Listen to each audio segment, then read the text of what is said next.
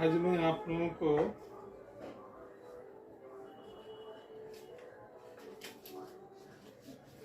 Infinitive tense में हम लोग उसको कैसे इस्तेमाल करेंगे, आज हम लोग वो सीखेंगे। ठीक है, तो उसको करने के लिए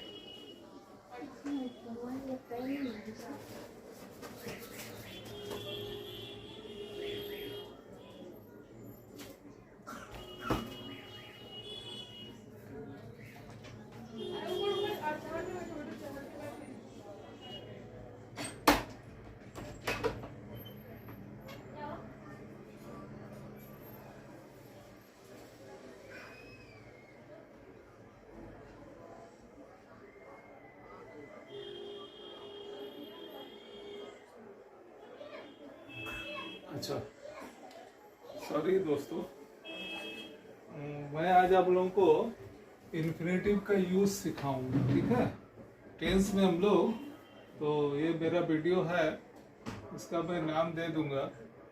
ठीक है, T10 के जगह में T11 होगा। ठीक है, इसको ट्रांसलेशन वीडियो है, ट्रांसलेशन। ठीक है, अब हम लोग आज सीखेंगे कि इन्फिनेटिव का प्रयोग कैसे करें ट्रांसलेशन।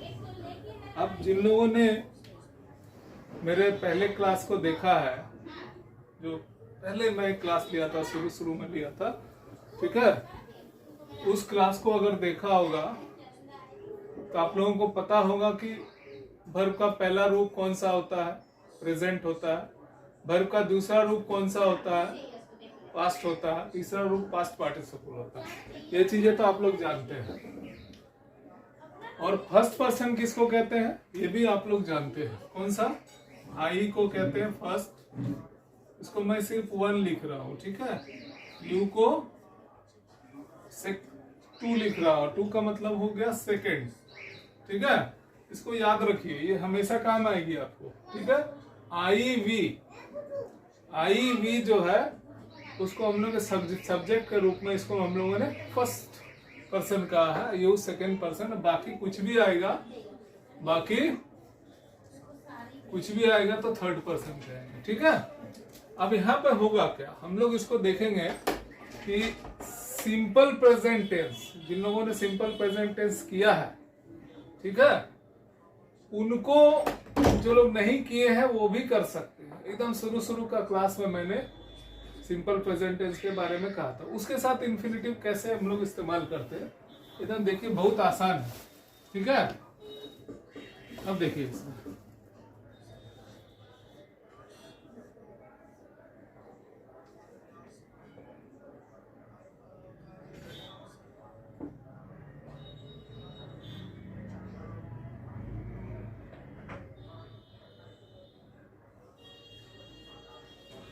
जाना चाहता है, वह जाना चाहता है। दिखाई पड़ रही,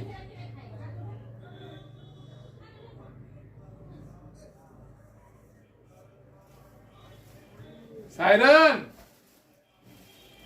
वह जाना चाहता है।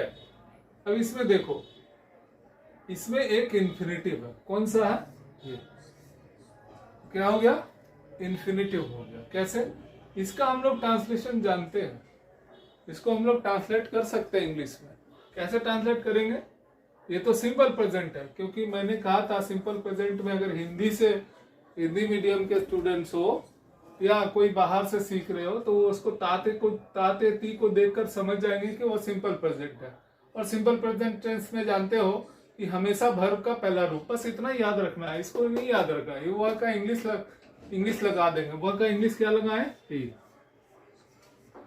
अब चाहता है का इंग्लिश क्या लगाए, यहाँ पे वांटेड दूसरा रूप, वांटेड तीसरा रूप, मतलब जो दूसरा है वो तीसरा ही है। लेकिन हमारे यहाँ पे हमको नीड है क्या, वर्ब का पहला रूप लगता है। ठीक है, इसमें सिंपल प्रेजेंट टेंस है। ताते ती रहने से वर्ब के अंत में ताते ती रहने से हम लोग समझ जाते हैं, जैसे पढ़ता हूँ, लिखता हूँ, खाता हूँ, सोता हूँ, उठता हूँ, बैठता हूँ, सारा क्या हो जाएगा, सिंपल प्रेजेंट टेंस हो जाएगा। ठीक है, अब इधर देखो, अब इसमें हमको एस या ई एस लगाना है कि नहीं लगाना है, ये चेक करना है। तो मैंने कहा है आई वी के साथ में क्या होता है, आई वी को फर्स्ट पर्सन कहते हैं, यू के साथ सेकंड पर्सन करते हैं, और बाकी के साथ थर्ड पर्सन कहते हैं। ठीक है, अब देखो ये क्या है, ही वांट, वांट है ना, तो अब इसमें देखो ही कौन पर्सन है, आई वी नहीं है तो फर्स्ट पर्सन नहीं है, यू नहीं लिखे है तो ये है, तो थर्ड पर्सन नहीं है, ये तो पता चला गया, पता चल गया। अब ये थर्ड पर्सन क्या है, एक है कि अधिक है, एक ही है, वह लगाते हैं, अगर एक से अधिक होता तो वे लोग लिखते हैं। समझ में आ रही ना बात। अब ये थर्ड पर्सन सिंगुलर है, तो यहां लगा दिए क्या, थर्ड पर्सन सिंगुलर है तो क्या हो जाएगा, एस या ई एस लगेगा। ठीक है, अभी एस या ई एस समझो, कॉन्सोनेंट है तो एस लगा दिए। ठीक है, तो ही वांट्स। अब देखो इन्फिनिटिव ये है, लोग सोचते हैं कि दोनों वर्ब है। ठीक है, वर्ब तो है लेकिन ये इन्फिनिटिव है। ठीक है, ये इन्फिनिटिव, सीमित नहीं है, किसी चीज से एग्री करने का जरूरत नहीं है। इसको हम लोग कब लगाते हैं, ही वांट्स टू यहां लिख लेते हैं। ठीक है, यहां पर लिख देते हैं, टू कुछ नहीं करना, ही वांट्स टू गो, हो गया काम खत्म। ठीक है, अच्छा मैं जाना चाहता हूं रहेगा तो क्या होगा, देख लो इसको,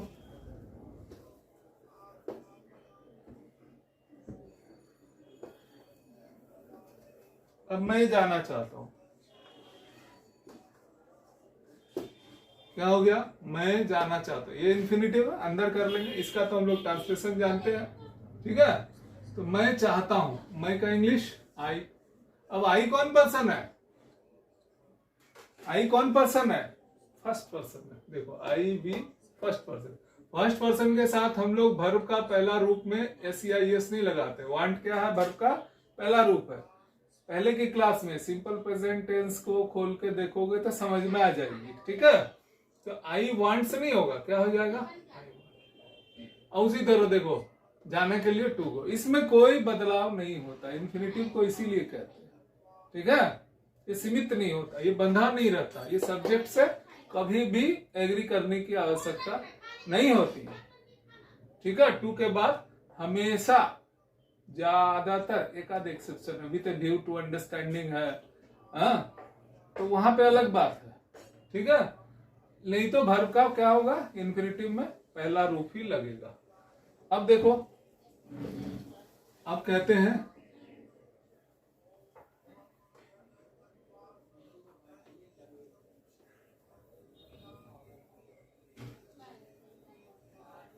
नया लिखते हैं। ठीक है, अब क्या तुम पढ़ना चाहते हो,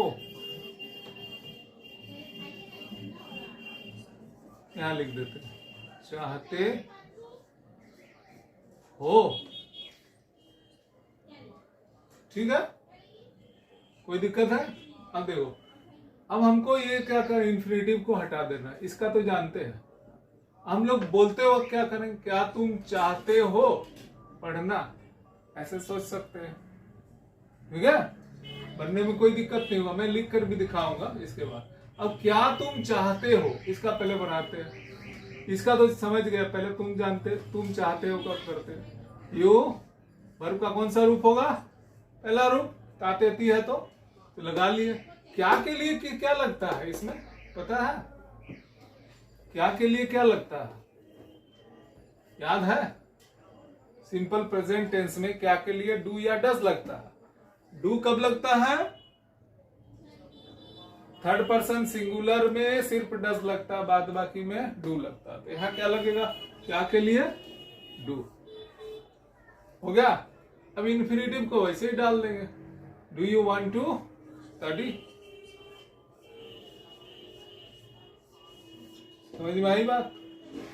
पढ़ना के लिए पढ़ना नहीं लिखे, रीड मतलब ऐसे ही पढ़ना होता है, स्टडी मतलब अध्ययन के लिए पढ़ना। यहाँ अध्ययन के लिए पता चल रहा तो हम लोगों ने स्टडी लिखे, ये भी वर्ब का पहला रूप ही है, टू है तो वर्ब का पहला रूप ही होगा। ठीक है। अब इसमें देखो एक और करते हैं।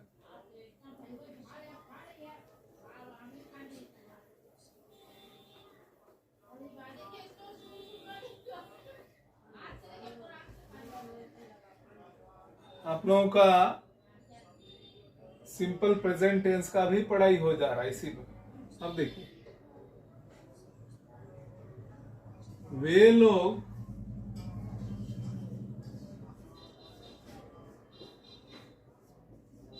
क्यों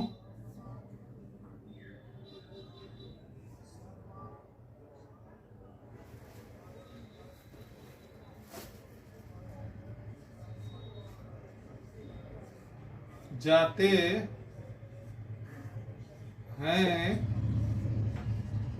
खेलने के लिए। क्या हो गया?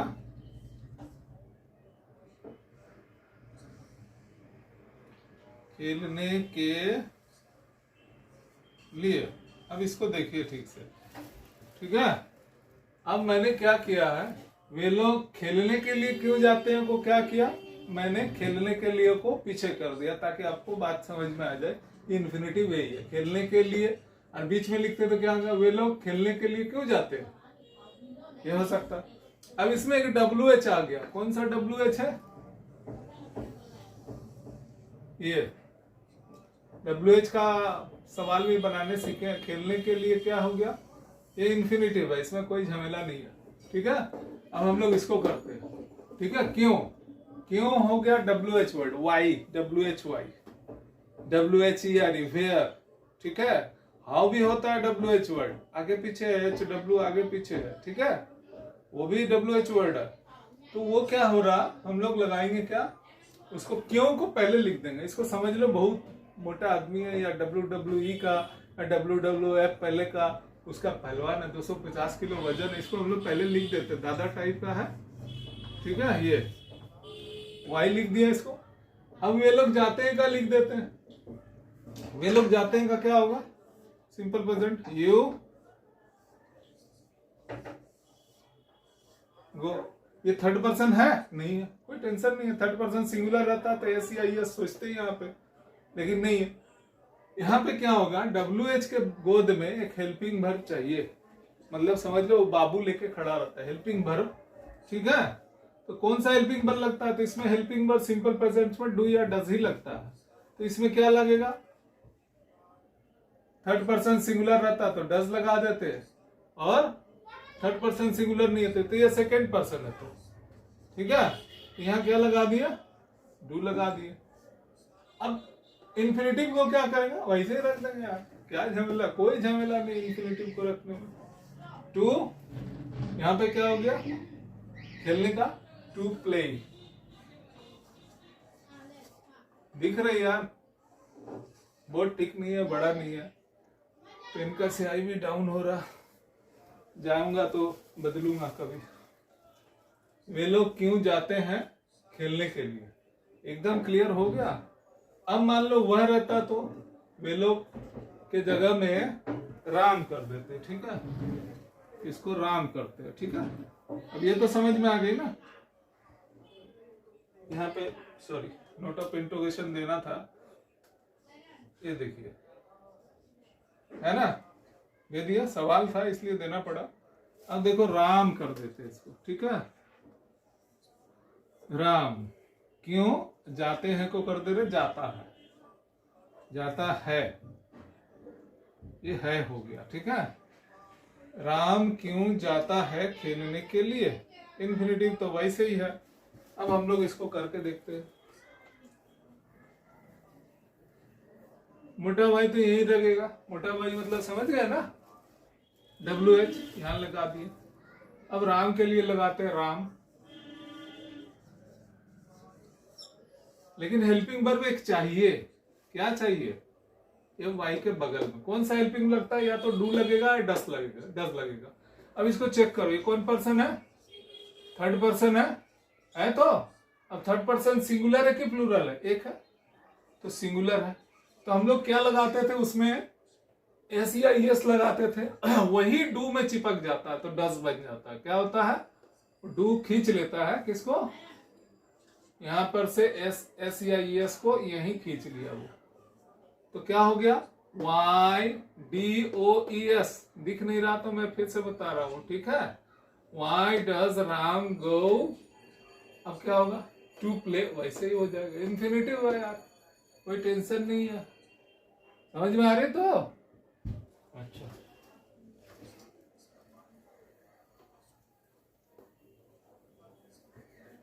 अब एक नॉट वाला भी इसका बता देते हैं तो पूरा हो जाएगा। अब इसको एक और देख लो, दो देख लेते हैं नॉट का, ठीक है। अब देखो, राम नहीं खेलना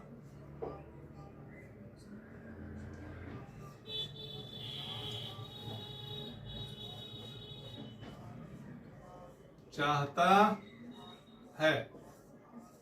बहुत स्पेस और लग रहा था तो लिख नहीं पा रहा था, इसलिए मैंने आई वी को हटा दिया।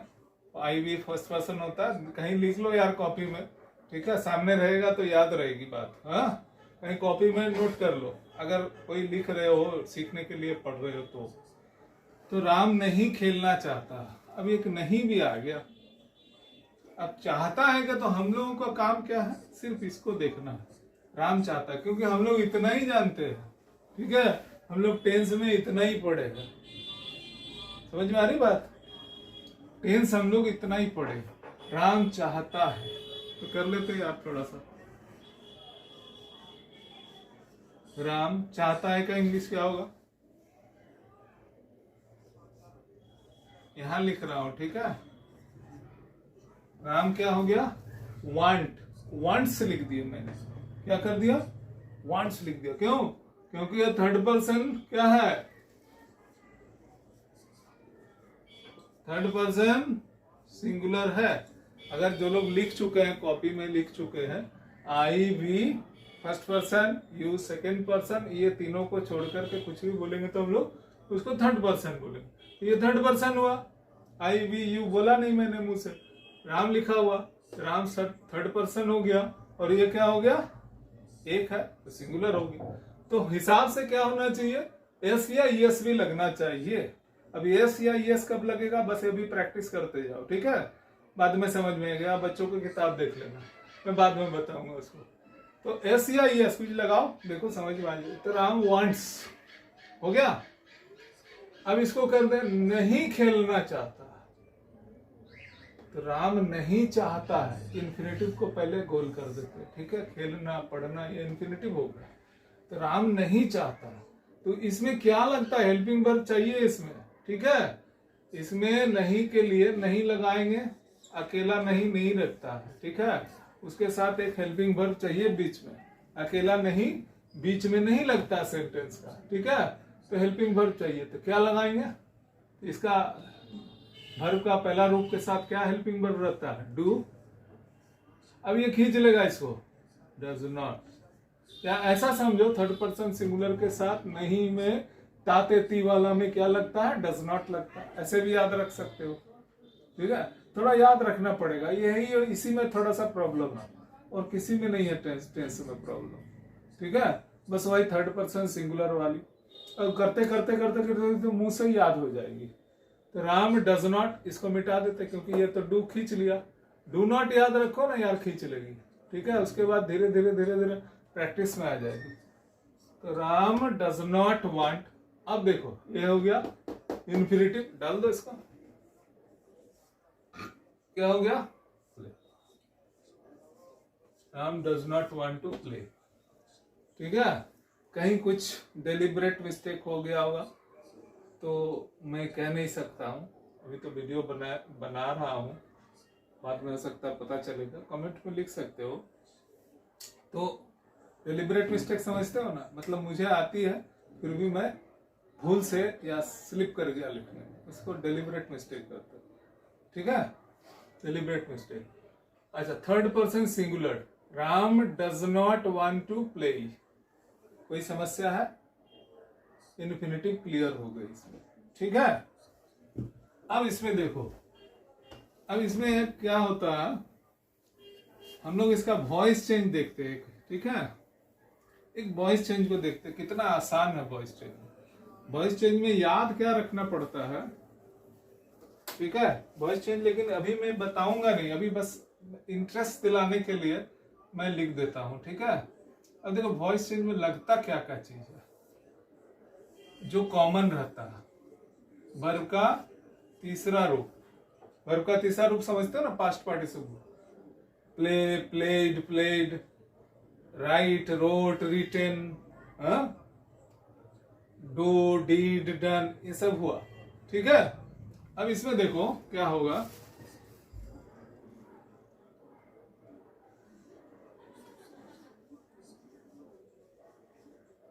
मैं वॉइस चेंज थोड़ा सा बता दे रहा हूं, ठीक है।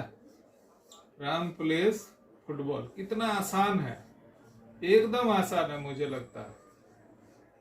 राम प्लेस फुटबॉल, इसका हिंदी भी सुन लो। राम खेलता है, खेलता है क्यों है, वर्ब का पहला रूप लगा हुआ ना, तो वर्ब का कौन सा रूप है, एस क्यों लगा, क्योंकि यह थर्ड पर्सन, थर्ड पर्सन क्या है, सिंगुलर है ना।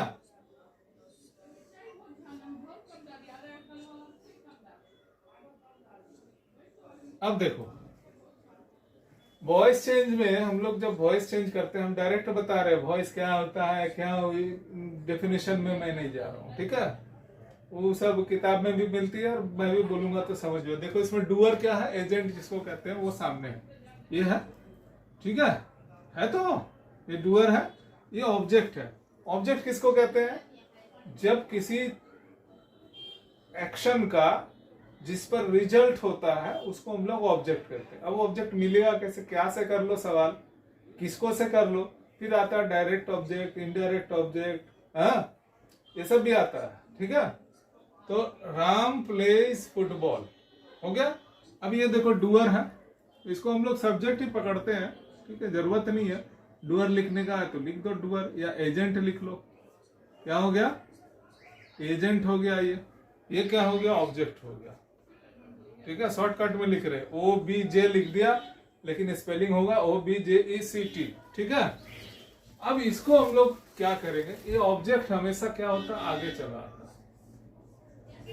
ऑब्जेक्ट क्या होता है, ये पहले आ जाती है, किसमें, ये क्या आ गया, फुटबॉल, एक्टिव से पैसिव। अब एक्टिव कैसे है, वॉइस चेंज दो होता है ना, एक्टिव और पैसिव। तो एक्टिव कैसे है ये, इसमें देखो एजेंट शुरू में, तो पैसिव कैसे है, मतलब समझो घुमा फिरा के, ठीक है। मेरे पिताजी कहते थे घुमा फिरा के, तो पैसिव क्या है, घुमा फिरा के समझो। तो फुटबॉल क्या हो गया, उसको हम लोग आगे ले आए, ये तो ले आए फुटबॉल, पैसिव वॉइस में फुटबॉल को हम लोग आगे ले। अब देखो फुटबॉल अब V1 है, क्या है ये, वर्ब का पहला रूप है, पहला रूप है तो इज एम आर कुछ लग जाएगा यार। क्या करते हैं वॉइस चेंज में, V1 देखेंगे तो इज एम आर लगाएंगे, ठीक है। अब इसको समझ लो, you are requested to do, सिर्फ V1 नहीं, एस भी रहना चाहिए, वहां पे सब्जेक्ट भी रहना चाहिए, ठीक है। तो हम लोग अगर देख लिए तो इसको बना लेते, जब पूरा क्लास कर लेंगे तो डू दिस वर्क भी क्लियर हो जाएगा। डू में सोचेंगे सर यहाँ तो V1 लगा हुआ है सर, यहाँ पर इज एम आर क्यों नहीं लगाए, ठीक है, मैं बता दूंगा कि वहां भी लग जाएगी, ठीक है। तो फुटबॉल, अब देखो इसको V1 है तो कुछ मत करो यार, इज एम आर में से कुछ लगा लो। इज कब लगेगा, सिंगुलर है तो इज लगा दिए, प्लूरल होगा तो आर लगा देंगे, अगर यहाँ पे आई रहेगा तो एम लगा देंगे, कोई झमेला नहीं है। तो V1 देखेंगे, इज एम आर लगाएंगे। और हर पैसिव वॉइस में कौन सा रूप लगता है, वर्ब का तीसरा रूप लगता है, क्या लगेगा, तीसरा रूप। तो ये क्या हो जाएगा, फुटबॉल इज प्लेड, तीसरा रूप क्या होगा, प्ले, दूसरा रूप प्लेड, तीसरा रूप प्लेड, हो गया। अब इसमें देखो क्या होगा, फुटबॉल इज प्लेड। अब एक बाई लगता है हमेशा, ज्यादातर में फुटबॉल इज प्लेड बाई, दिख रहा तो नहीं, दिख रहा तो मैं इधर लिख देता हूं, फुटबॉल इज, हटा इसको, फुटबॉल इज प्लेड बाय, अब देखो क्या है, राम फुटबॉल खेलता, अच्छा देखो बाय राम कर दिए, राम है तो राम कर दिए।